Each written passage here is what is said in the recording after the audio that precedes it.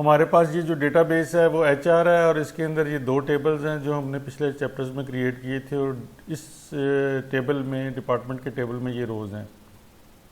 इन रोज़ को अब हमने अपने PHP के स्क्रिप्ट में डिस्प्ले करवाना है, और उसके लिए हम अपना एक नया स्क्रिप्ट लिखते हैं।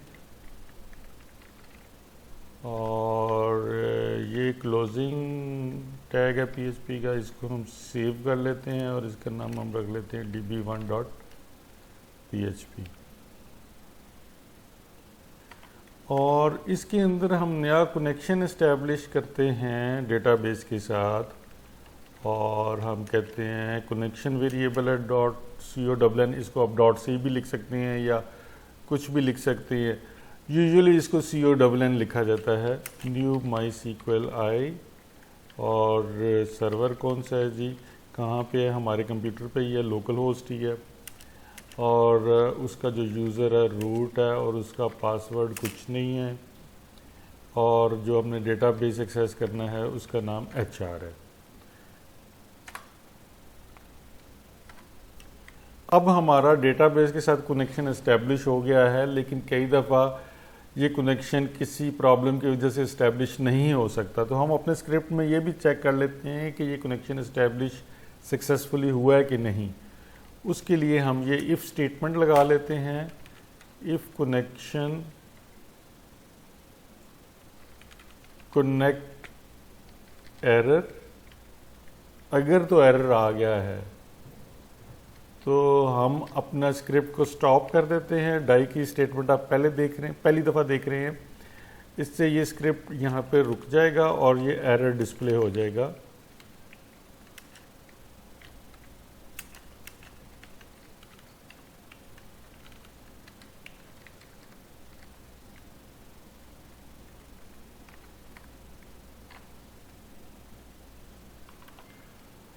और फिर हम इसके बाद हम अपनी क्वेरी लिखते हैं जिससे हमने डेटा लेके आना है डेटाबेस से, और वो क्वेरी है सेलेक्ट स्टार फ्रॉम डिपार्टमेंट। इस क्वेरी को रन करते हैं, एग्जीक्यूट करते हैं,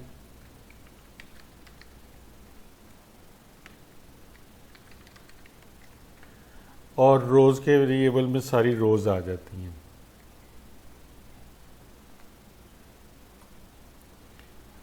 अब हम क्या करते हैं कि इन रोज़ को हमने डिस्प्ले करवाना है, तो हम इसको वाइल का लूप यूज़ करते हैं और 1 बाई 1 रो हम ले लेते हैं।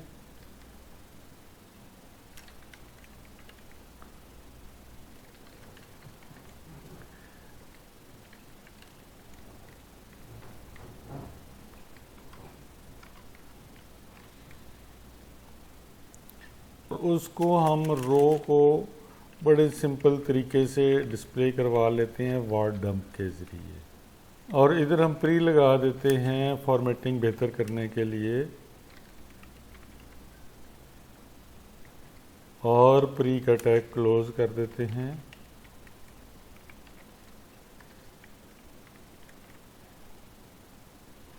और आखिर में जो हमने कनेक्शन बनाया था उसको हम क्लोज कर देते हैं, क्योंकि हमारा काम हो चुका हुआ है। स्क्रिप्ट को हमने सेव कर दिया। अब आप देख लें कि हमने पहले कनेक्शन डेटाबेस के साथ इस्टेब्लिश किया, फिर चेक किया एरर तो नहीं आया, और फिर हमने क्वेरी लिख के उसको एग्जीक्यूट किया, और हर रो को हमने वर्ड डंप से डिस्प्ले करवा लिया। हम इधर आ गए और इधर आके हमने लोकल होस्ट माई ऐप और db1.php। तो अब आप देख रहे हैं कि इधर हमारे पास जो डेटा है, ये पहली रो आ गई है रिसर्च डिपार्टमेंट जिसका ID 1 था, फिर अकाउंटिंग डिपार्टमेंट जिसका ID 2 था, और फिर सेल्स डिपार्टमेंट, और इसी तरह से सारे डिपार्टमेंट्स आ गए हैं। अब हम अपने स्क्रिप्ट को थोड़ा सा इम्प्रूव करते हैं। वर्ड डंप को इतना अच्छा डिस्प्ले का फॉर्मेट नहीं है, तो इसकी बजाय हम एको को यूज़ करते हैं, और हम अपनी मर्ज़ी से जैसे भी डिस्प्ले करवाना चाहें करवा लेते हैं। ID हम पहले ID डिस्प्ले करवाते हैं, और $रो और ID, फिर हम डिस्प्ले करवाते हैं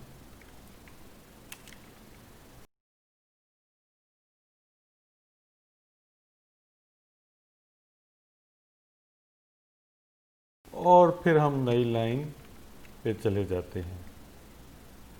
अच्छा, इसमें हम थोड़ी सी इम्प्रूवमेंट कर लेते हैं ताकि हमें रिज़ल्ट बेटर आ जाए। इस तरह से लगा देते हैं, एक डैश लगा देते हैं और इधर भी हम एक डैश लगा देते हैं। अब हमने इसको सेव किया और इधर आके हमने इसको रन किया, तो ये इस तरीके से जो है हमारा जो है डेटा शो हो गया। आईडी आ गया, नाम आ गया, डिपार्टमेंट का लोकेशन आ गया। अब चूँकि हम वार डंप नहीं यूज़ कर रहे तो हम इसको प्री को ख़त्म भी कर सकते हैं और इस तरह से हमारे पास डेटा आ गया।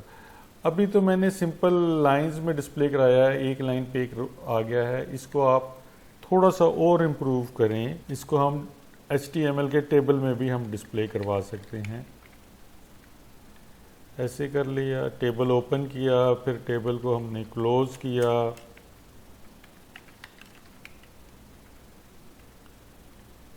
फिर हर टेबल की हमने रो को डिस्प्ले करवाना है तो उसके लिए टेबल रो का टैग है। फिर हर रो को क्लोज भी करना है और उसके लिए हमने TR का जो क्लोजिंग टैग है वो लगा दिया।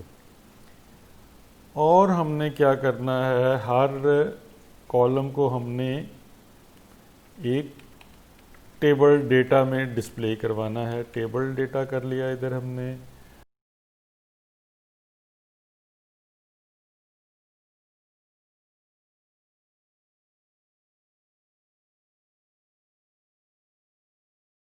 और अब हम इसको रिफ़्रेश करते हैं तो ये अब आपको देख रही हैं कि हमारे पास जो हमारा डेटा था वो इस तरह से आ गया है। हम अपने स्क्रिप्ट को थोड़ा सा और इम्प्रूव कर लेते हैं और कई दफ़ा ऐसे होता है कि जब हम क्वेरी एग्जीक्यूट करते हैं तो हमें कोई डेटा नहीं मिलता। उस केस में ये जो हमारा कोड है ये एरर दे देगा। तो उसके लिए हम क्या करते हैं कि इधर एक इफ़ की कंडीशन लगा लेते हैं। If rows number of rows is greater than 0, then bracket शुरू हो गई।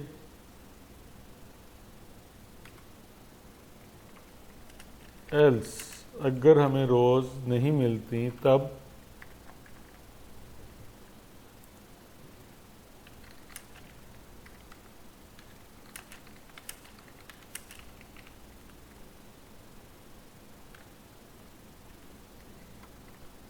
PHP के अंदर या किसी भी प्रोग्रामिंग लैंग्वेज के अंदर जो कोड होता है उसको हम इंडेंट कर लेते हैं ज़्यादा क्लैरिटी के लिए। जैसे अब ये वाला जो कोड है ये इफ़ स्टेटमेंट के अंदर एग्जीक्यूट हो रहा है, तो हम इसको सेलेक्ट करके टैब की दबाएंगे तो ये इंडेंट हो जाएगा और ये हमें क्लियरली नज़र आ जाएगा कि इफ़ के अंदर जो कोड है वो ऐसे रन होगा, इफ़ कंडीशन के साथ रन होगा और एल्स वाला कोड जो है वो ऐसे रन होगा।